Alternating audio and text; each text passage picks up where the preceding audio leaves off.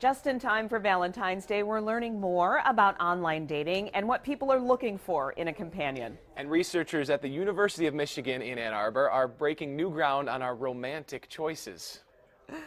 Joining us now is Professor Fred Feinberg, one of the researchers of Deal Makers and Deal Breakers study. Professor, thanks for joining us today.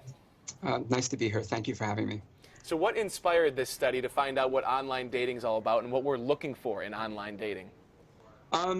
It's an interesting genesis of the project. One of the people who's worked on it with me is Professor Elizabeth Brooke. She's from sociology, and she told me that most of what they know about how people find one another comes from asking them, from surveys. And I was like, really? You know, so in my academic field of marketing, analytical studies of marketing, we look at what people do, like on websites or what they buy in stores, and we allow statistical models to try to extract for us what's really going on.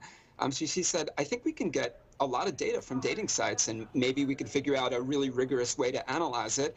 And along with my then doctoral student, who's now a professor, we spent about 2 years crunching it, trying to figure out what people were doing online were telling us about what they were really looking for.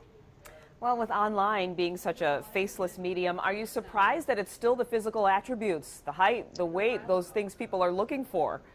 Well, we think they use those things as screeners. It's not like we can give you every bit of information about someone and know faultlessly who will wind up loving one another or marrying. But it's pretty clear that as a first pass, there are a lot of facts about people: height, weight, ethnicity, obviously gender, religious background, that we use to try to steer us to people who we think will be more compatible with us. What was the number one thing from your study that jumped out to you that would maybe surprise people about online dating?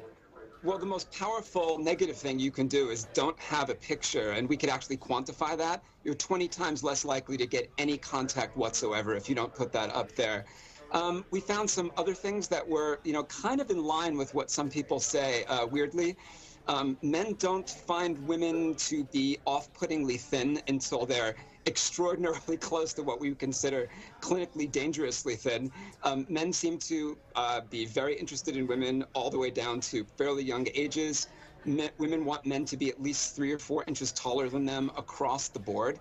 And I would emphasize that they didn't tell us any of this. It just shoots out from the data in a very powerful way.